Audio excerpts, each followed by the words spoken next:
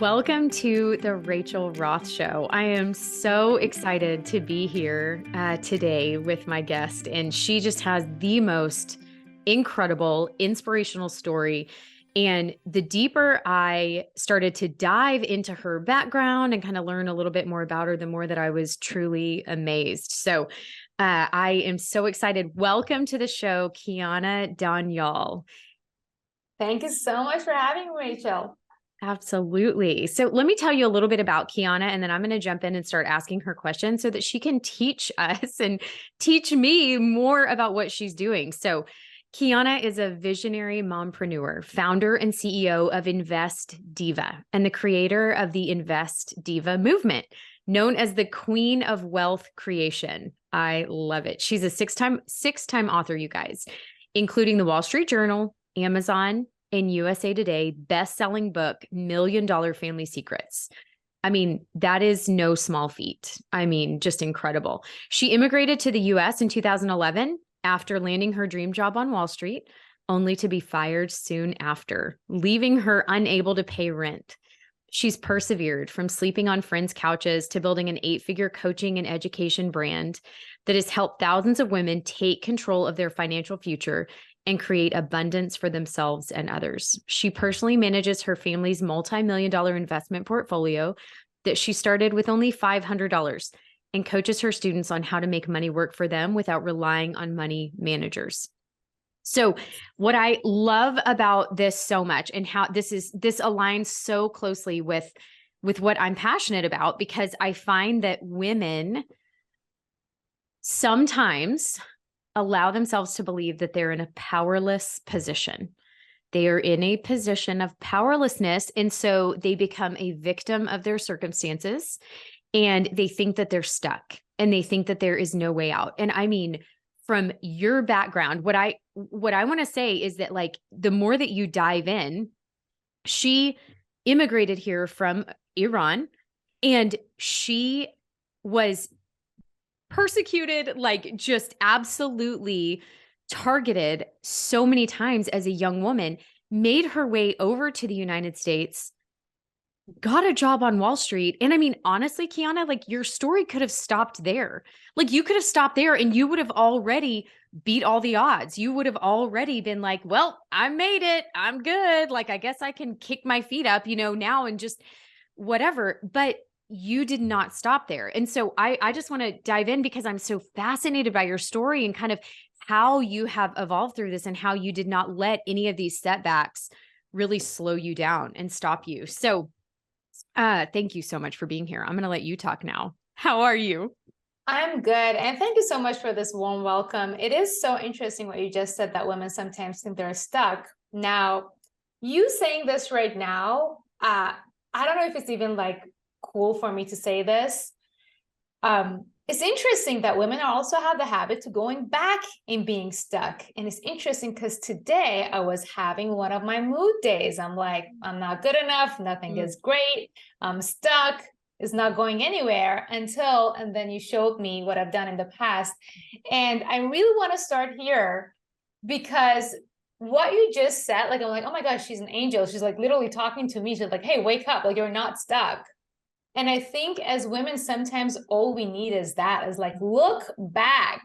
Where did you come from? And I can assure you, it doesn't have to be this grand, crazy success story for you to realize how amazing you truly are, how many times you've been beaten down and then gotten back up. And then just that reminder. So I want to first of all thank you for reminding me of that. Oh, girl, yes. It's so What, funny I'm to hear you stuck. say this, because have you read The Gap and the Gain by Dan Sullivan and Benjamin Hardy? Oh Like, my you're gosh. literally, I just finished it, and you are literally describing the gap and the gain. If you've not read this book, you have to get your hands on this book. Kiana and I have both read it. It is absolutely insane. It's so good. And it really describes exactly what you're saying, of comparing yourself to where you were and how far you've come. You're not looking to the left or the right. You're not comparing yourself to anybody else, but you're actually taking courage and getting strength from how far you've come to continue to push forward. So it's beautiful what you just said. 100%. So the gap of the game is so crazy because I haven't read the whole thing. I actually met Dr. Benjamin Hardy in Mexico 3 weeks ago. And I'm in the middle of reading his most recent book, 10x is easier than 2x, but he kind of explained the gap in the game, which is, oh my gosh, like these are all just must reads, obviously. And so true. And we tend to forget. We just tend to forget because all of that is already within us. All the strength is already within us. We just have to be reminded of it. Oh, it's so true. So give me a little bit of background on how did you get from Iran to Wall Street? Walk me through that briefly. So there is this part of it. I actually went from Iran to Japan. I lived in Oh. Japan for 7 years. So this part of it is that's to me, that is like the craziest part because I studied electrical engineering in Japan in Japanese. I didn't know Japanese. I lived there for 7 years by myself. And it was the most depressing time of my life, basically almost all of my 20s. And I think now that I look back, maybe I never was like, why did I do that? Why did I waste my time, waste my life so much on something that I wasn't passionate about, that never made me any money? All of the money that I've ever made has had nothing to do with either Japanese or electrical engineering. And I was always very envious that from what I perceived, Americans were just having fun and partying in college, where I was just like in Japan being depressed and like not having anybody to drink with or hang out with. Now I'm like, maybe that was preparing me to like, again, like going back, looking back, hey, you came out of that. Now this is nothing. But So what that's took how you I to came. Japan? What took you to Japan? Because I feel like that's not just like a normal run of the mill story for you to go to Japan and study electrical engineering for 7 years when you didn't know the language. Like, how did you end up there? So this is an interesting story because I grew up in Iran, and I was in Iran. There was this thing like the university entrance exam that is so hard. Like it's just crazy competitive. Only like 10% of people get in. And I was always pressured to be the smartest and whatever by my family. And I was kind of lagging. So my mom signed me up for this scholarship from the Japanese government just in case I don't get into the university. And it worked out. I actually got both in university in Iran and in Japan. Now, the electrical engineering part, that is something interesting, is that so Iran, as restrictive as it is towards women, math and electrical engineering is not male dominated. Like, even though I actually sucked at math, like going into electrical engineering was kind of like, now I understand, like in America is like, it's as if you go into, I don't know, history major or performing arts. It's like similar. It's like, yeah, okay, electrical engineering. That I'm gonna go check it out. So that's, and I mean, the pressure on me was I had to either become a doctor or a lawyer or an engineer. That's how immigrant families are. I couldn't become a doctor because I pass out when I see blood. Lawyer was just like, so we did electrical engineering, and that's the path. And then because I got the scholarship to Japan, I was like, I'm gonna go check it out for 6 months. I went in. Tokyo was just like so amazing. When you first go there, it's just amazing, especially when you don't speak the language. Because like there are, like as foreigners, you turn into like celebrities. That I decided to stay, which broke my parents' hearts. But then as I learned the languages and as I went into college, being the only girl in my class, I suddenly realized, oh, electrical engineering is not just another degree here. This is everybody else are boys. I was the only girl, the only foreigner in my class. On top of that, I didn't speak the language. So it was very, very difficult. But I overcame it. So, and in the midst of that, I was trying to figure out what my passion is. And in Japan, unfortunately, there's this thing that you can't switch majors. They're just very like, you select a major at 18 and that's going to become you until you die. Like you don't switch majors, you don't switch jobs. This is it. You go on what you decided as an 18-year-old. You can't change. Oh my gosh. And that's the culture. So obviously I was rebelling against that, and that caused even more problems. But I was very curious to see what is going to be my passion. And 2008 market crash happened, and I accidentally, very, very, very, very accidentally, not knowing anything, made $10,000 in the markets. I had no idea what happened. I'm like, what? I made money? What? This is so cool. Everybody else is losing money. I got to go figure this out. So that was a spark into my passion and obsession, really, with the financial markets and money, because it was taboo for us. Again, both in Japan and Iran, I grew up, like, the culture is don't talk about money. Money is evil. Like, you got to become a scientist and just like serve and like never ever think about money. But then we're like, but I made $10,000. Like, this is so cool. So that's when the obsession began. That's how I went from Japan to Wall Street. So you made your way to Wall Street, and then you ended up getting a corporate job on Wall Street. I mean, and were you so excited? Did you think like, oh my gosh, I have arrived?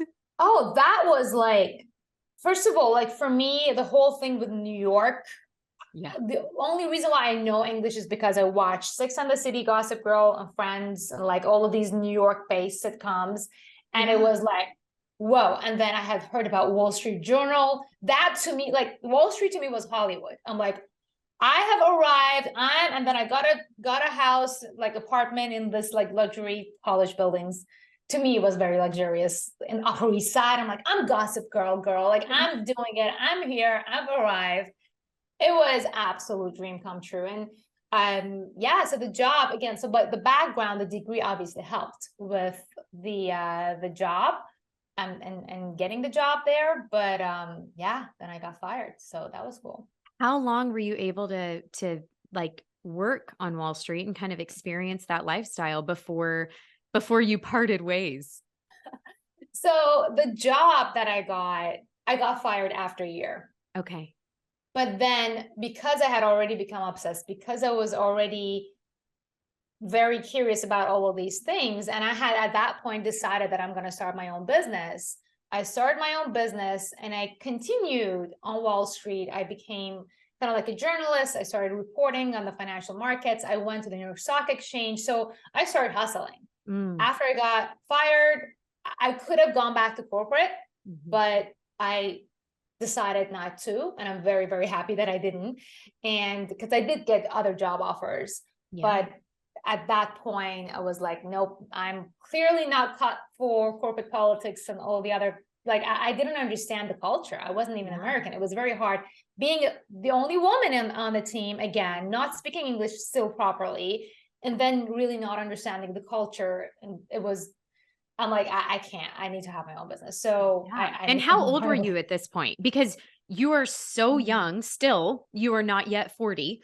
And so like what you have achieved so far is just absolutely unbelievable. So how old were you at this point?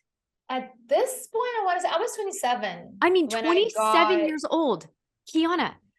Like, I just want you to know, like 27-year-olds don't have this presence of mind to say, you know what? I just lost my dream job. I just went through X amount of years of like basically fighting depression, fighting all the things you were fighting in Japan, and then having the wherewithal and the presence of mind to say, no, I'm not going to take another corporate job. I'm not going to do that. I really need to have my own thing.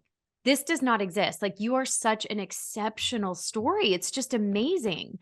So okay, so you get fired. You're like, I really need to do my own thing. And then you come up with this idea. And so talk to me, because you run a company now called Invest Diva. So did it come straight off of that? And this is like the just classic story of a setback turning into a setup. I mean, you took advantage of everything you had learned. So did you jump straight into Invest Diva, or how did that happen? Thank you so much again for this. And yes, so the goal was to make money to pay rent at the time. But, oh yeah, I lived in New York in college. I know. So, in my 20s I did, yeah. But the means was, so at the beginning it was actually, so this is interesting. I really want to dive into this because it wasn't Invest Diva. It was called Forex Diva. Now, Forex trading, foreign exchange trading, is a method of day trading that is extremely risky, but that was the Wall Street firm that I worked at. And that was what I was familiar with. That was what I made my very first $10,000 during the market crash, by trading the US dollar versus the Japanese yen. That is called Forex trading. And that's all I knew. And I found, now I know you shouldn't be day trading, you shouldn't be Forex trading. But at the time, I was like, okay, I now have this gift. I know all about Forex trading. I've worked on Wall Street about that. And I'm becoming more and more proficient in it. I'm trading myself. So the company was back in the day called Forex Diva. And my mission was like, I'm teaching women how to do this, and I'm going to write a book, and I'm going to get published by a major publisher in the US. And I was saying this to people, and people are like, obviously you're crazy. You don't even speak English properly. Like, you just came. Obviously you're crazy. I love it. I mean, listen, this is like, I want to remind myself as much as I want to remind you and your audience that when you decide, when you make that decision that, no, this is what's happening, this is what's happening. Like, you just have to make that decision. It really comes down to your own certainty in the decision that you are willing to make. And that decision was a very hard decision, because my family were like, go get a job, and then like go find a husband, and then like everybody else, like, what are you doing? Like, what you're saying is absolute nonsense. So, but I do want to tell you that I did make it. I did get published by the largest publisher, educational publisher in the US, McGraw-Hill. They publish university books. And they published my first book, Invest Diva's Guide to Make Money in Forex. So as a transition, as I was going through that, I'm like, oh, wait a minute. I was like learning more and more as I was writing the book. So we switched the name right there from Forex Diva to Invest Diva. But my first book, regardless, remains about Forex trading.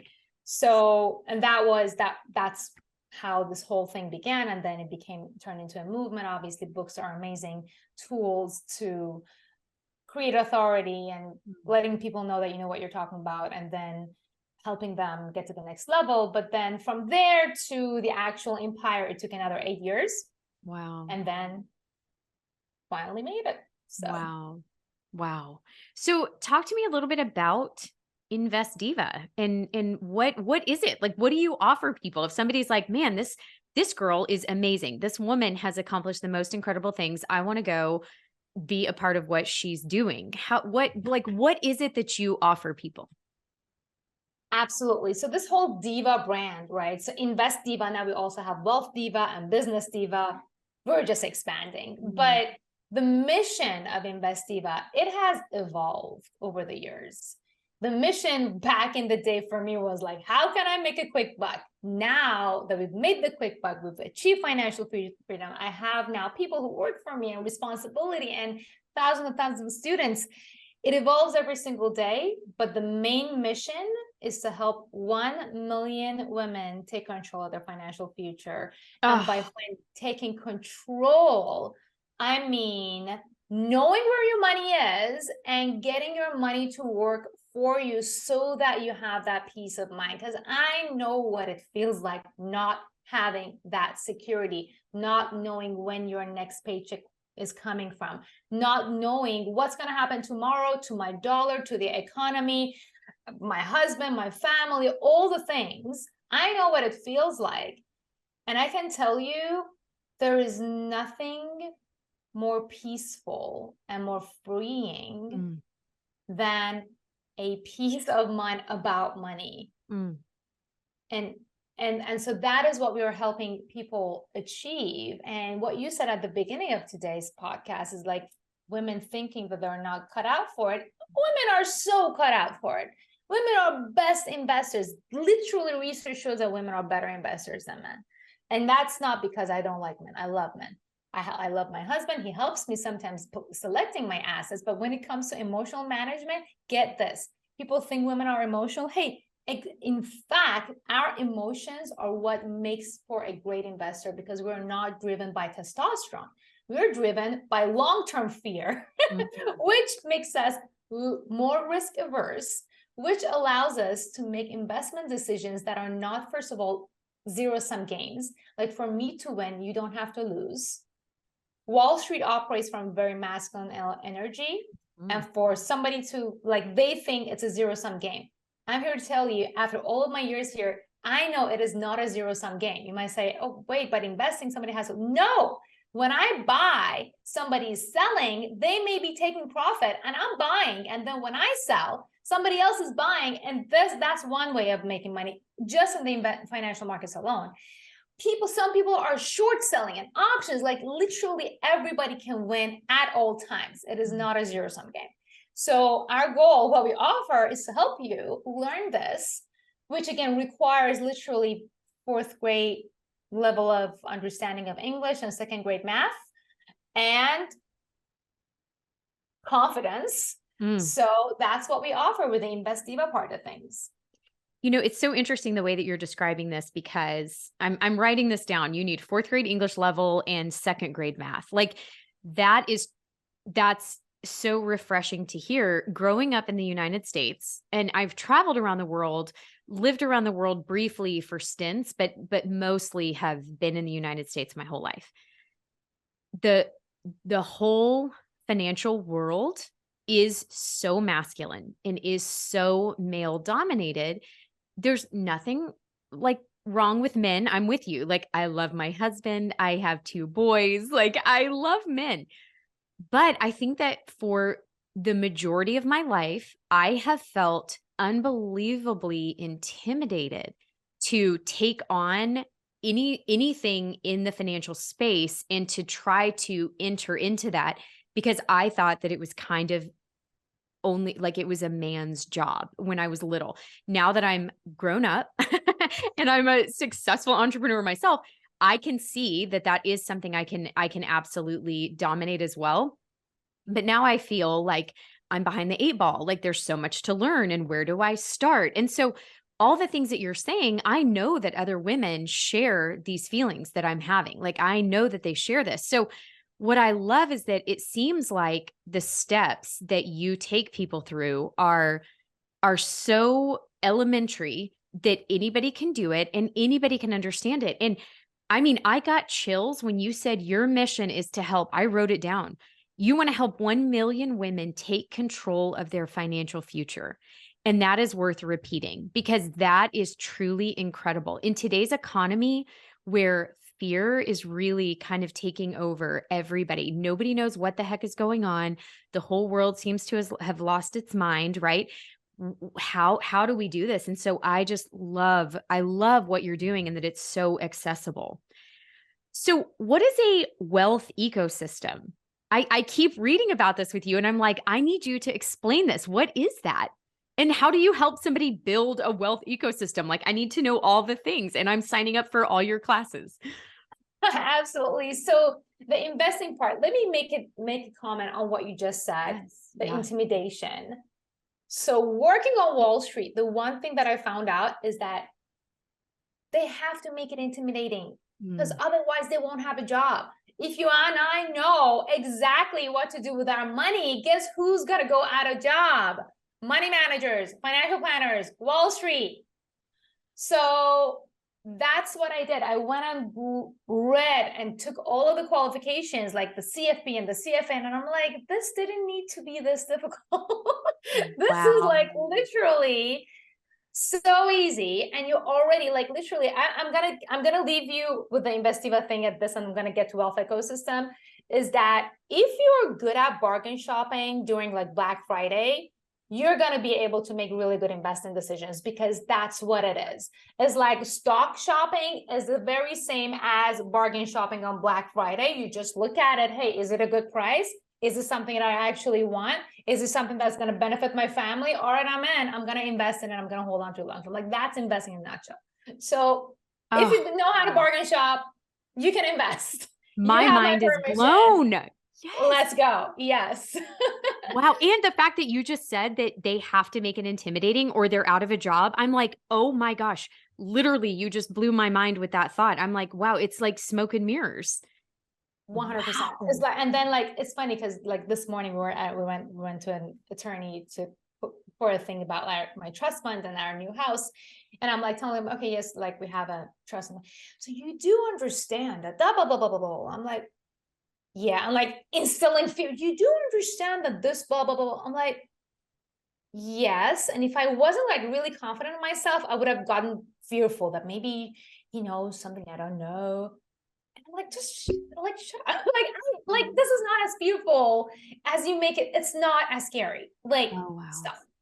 So that's the investing. And Wealth Ecosystem, Wealth Diva Ecosystem, if you will, just to keep up with the branding, is something that has been, again, evolving. I've been looking at my financial security.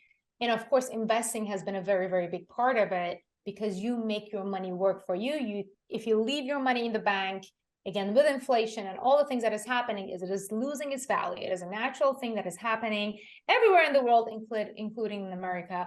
So you want to make your money work for you. What does that even mean? It means that you want your money to make more money. What does that even mean? It means you want to invest in it, in something that will give you more money for whatever that you have in it. You can do it through your business. You can invest in your business to make your money work for you, especially if your business is like automated, like you make a shop and it's an online shop and people go and buy stuff.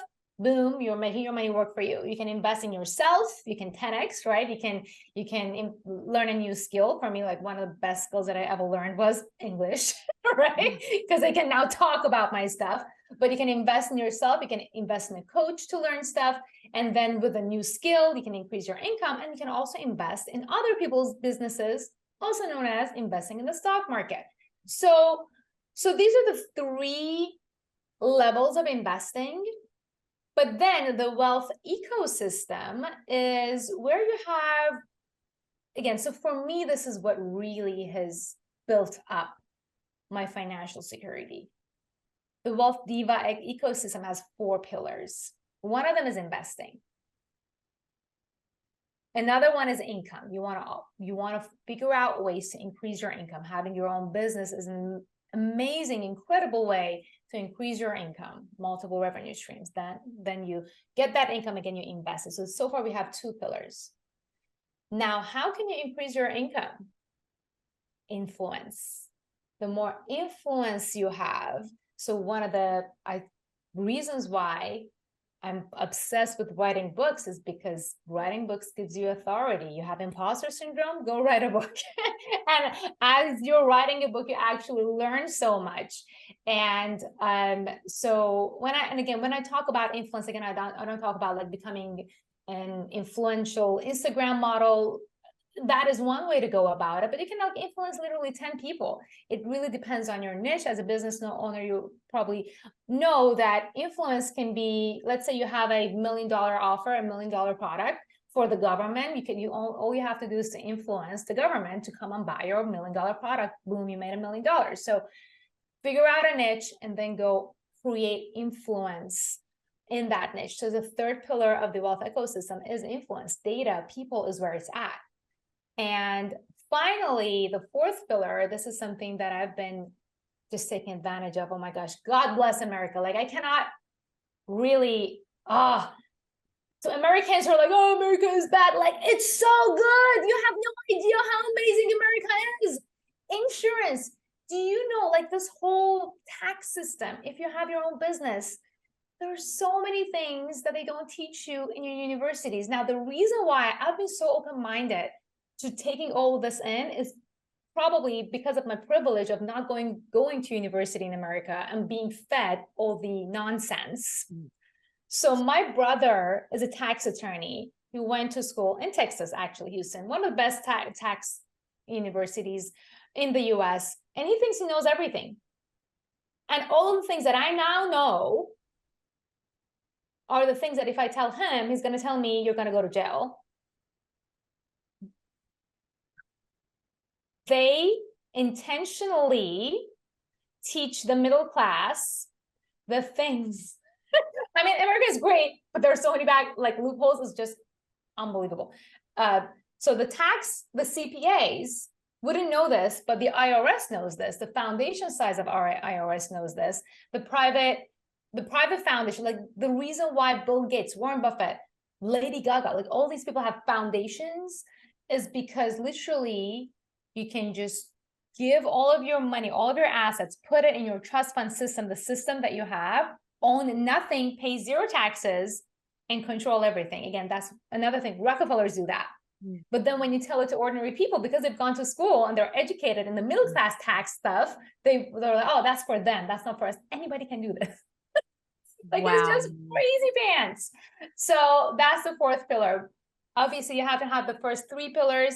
You got to make at least $1 million in your business for this foundation system to even make sense to you, because it costs a little bit of money to set it up. But I'm like, that's why this is my mission. Like, the award that I give to people is, once you hit $1 million portfolio, again, not cash flow, because you can make $1 million and still be broke. But once you have $1 million in your portfolio, then it's going to make sense for you to set up this foundation system, and then just like, don't pay taxes and let your money work for you, and just be free and go find a mission, help people, maybe go on the beach, whatever it is that you want to do. So now I'm continuing working, because now it's become my passion, but it's just unbelievable the opportunities that are at your fingertips, but so many people don't know about. Oh my gosh. I mean, my mind is racing with all the things. And, you know, my husband and I always say the rich get richer. They learn tricks and the rich get richer. And so once you do start to get some financial stability, and then you start to learn some tricks, like, and learn what they don't teach us in school. I mean, yes, this is absolutely incredible. I literally, I do not want this interview to end, but I want you to know the minute that this ends, I'm going on and I'm signing up for all the courses, because everything you're saying makes so much sense. It's just incredible. So, okay, talk to me a little bit about, because you referenced it. So, I mean, there is no doubt, Kiana, like, there is no doubt you are the real deal. But a lot of people are listening right now. So if you are listening, you're not looking with your eyeballs at what I'm looking at. And Kiana is absolutely gorgeous, like supermodel beautiful. So not only is she a genius, which you've learned already from listening to her, but she's also stunningly beautiful. And so I think that in the world that we live in today, and maybe it's always been this way, right? I only have a frame of reference for my years so far in this earth. So I find that sometimes women get a bad rap if they have looks and brains. They are not taken seriously. And so I want to talk a little bit about how you have overcome that, because I think that you've probably faced it more than most with the male dominated industry that you have dominated yourself. And then kind of dive into a little bit of the imposter syndrome and talking a little bit about that. So let's talk first of all about how beautiful you are and what you have encountered as a result of your good looks. First of all, you're so kind. And yes, like, just go on my Facebook, maybe right now, today, and I guarantee you there are 10 comments from trolls saying something about, I either had a sugar daddy or sex sales or something along those lines, right? Yeah. You know what I'm talking about. So every morning, and again, one of the reasons why today I was down, because I woke up in the morning and I got attacked. Today was one of those troll days. I typically love my trolls, but today was like, they were just on a mission, on attack.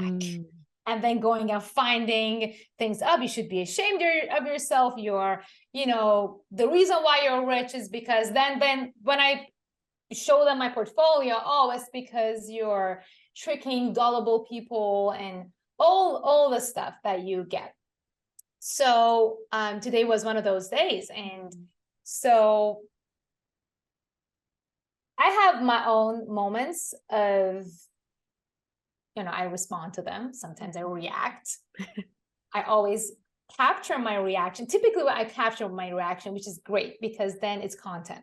So that's how I actually take advantage of my trolls, because then I showcase them like, look what this person said. And then I give them a little bit of a piece of my brain, and that attracts other women, which is amazing. But it definitely has been very difficult. I don't want to sugarcoat it. And I don't think it's just because of my looks. I think any woman that they think that they have to turn into a man in order to be taken seriously in this field. And that is one of the biggest backlashes that I get, is because I intentionally, like, even though, like, I mean, I'm married, I have a kid, and I don't like to show my cleavage. I actually do that just to piss them off. I'm like, oh, guess what? I can show off my boobs and I can still be good with money. And like, and I sometimes even get backlash. Well, and I by think what women. it really is you're embracing your feminism, which is like you are embracing being a feminine, beautiful person. And that I think is fine. It's not embracing, is that I want to inspire and empower all those gorgeous women with beautiful bodies, no matter what size, what color, whatever, is that this belief that for me to be taken seriously in this field is that I have to wear a suit and I have to act a certain way. And I don't want to turn into a man to prove that I'm good with money. Like, my whole inspiration is like, guess what? You can actually be dancing and have fun and be feminine and still have a fat portfolio. They're not correlated.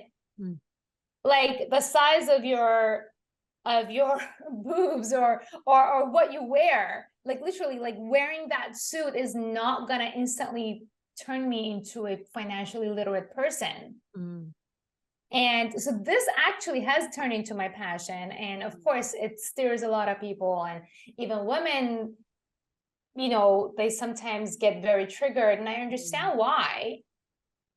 And I'm not out there just being like dancing. Like, a lot of my videos, I'm just dancing. And I've been doing this before dancing, like on TikTok was cool. I've been doing this since YouTube times, and completely, like, my sister was going crazy. She's like, no one's ever going to marry you. Like, you're a fool.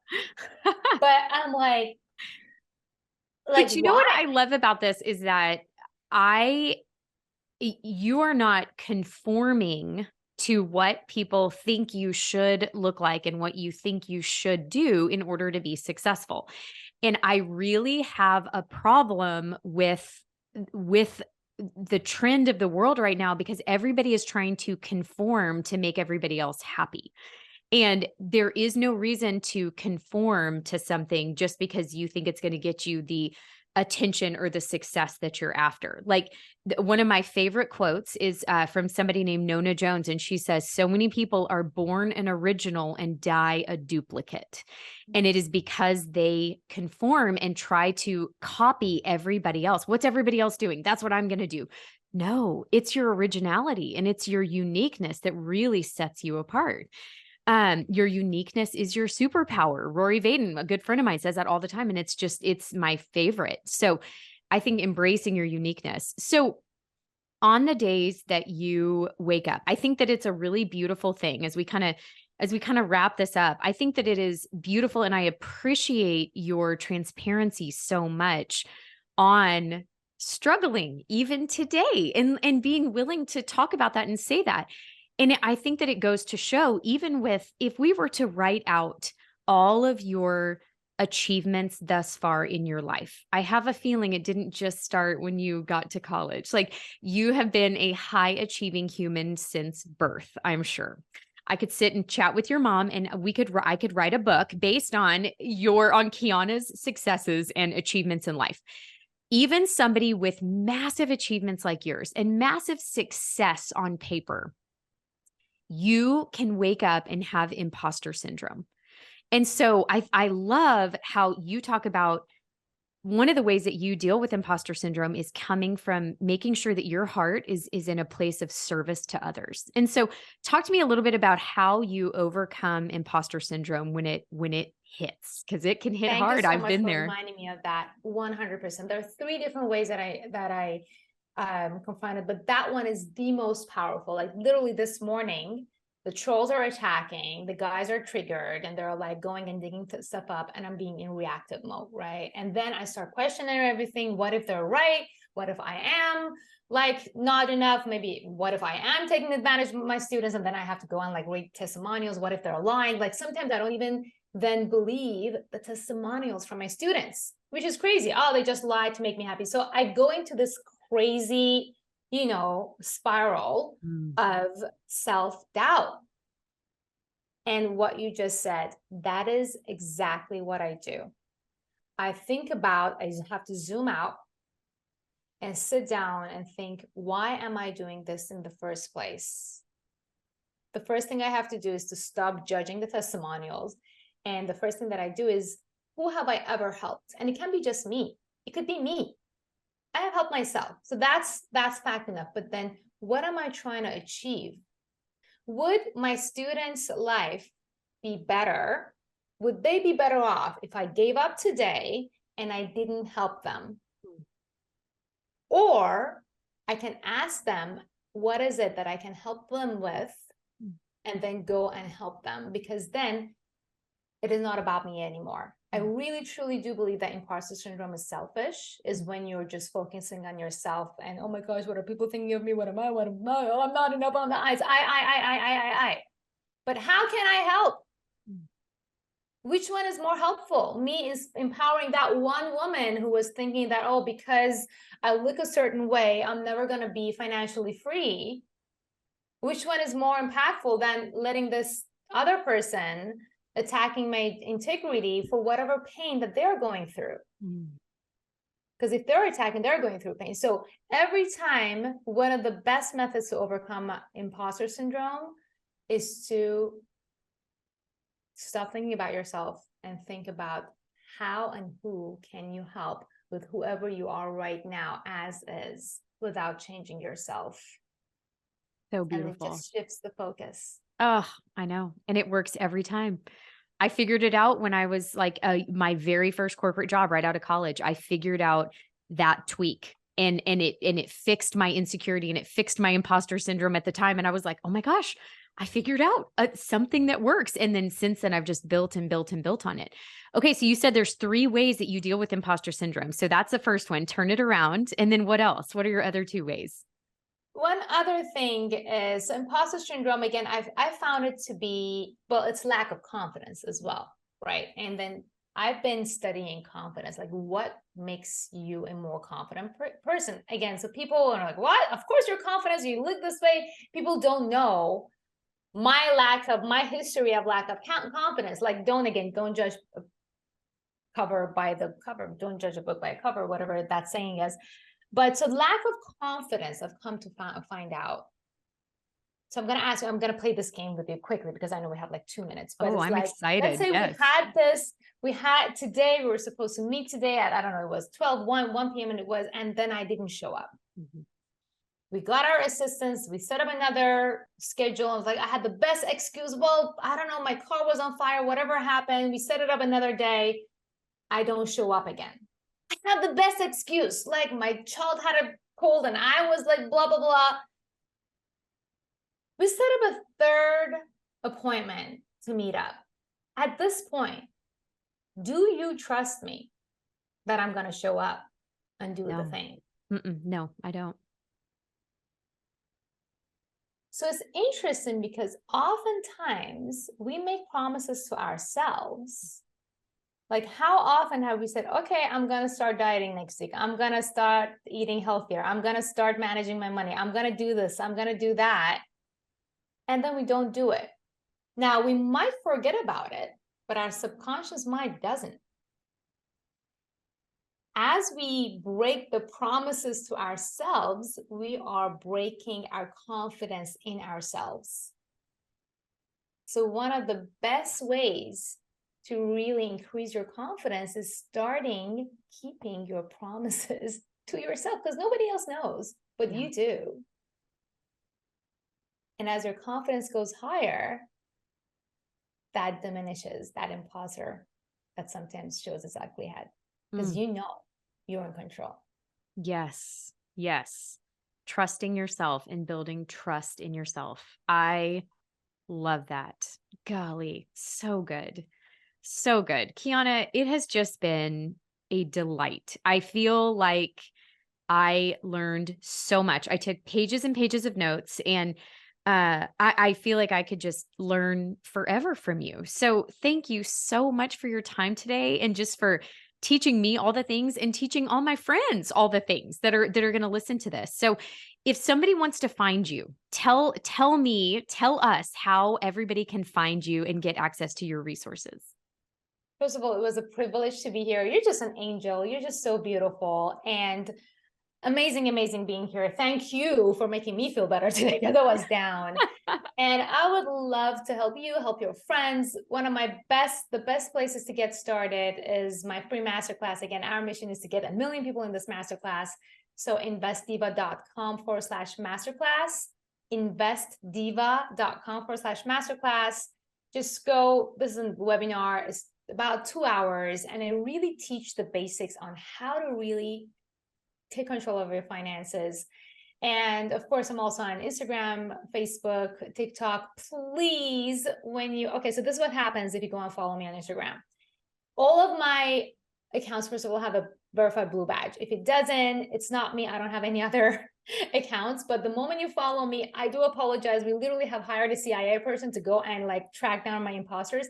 You are going to get attacked by my imposters who are going to say, oh, this is my private account, Kiana's private account, give us money. Block them all. You don't even have to report them. We have people who are trying to take care of them. But the only accounts that I have are the ones with the blue badge. And I do not have private accounts, but do come by and say hi to me because I would love to hear from you. I would love to hear your takeaways and when you decide to take control of your finances. Oh, I love that. I'm going to link all of that information, all of your handles and everything else in the show notes so that everybody can find you. And this is not the end for us because I am not going to leave you alone. You're going to just see me over and over and over again because I'm going to be just eating up all of your knowledge and learning from you. So thank you so much. You just made my day. It has been a joy to be with you. So have a great rest of your day and we'll talk soon. Thank you so much for having me, Rachel. You're gorgeous. Thanks. Bye.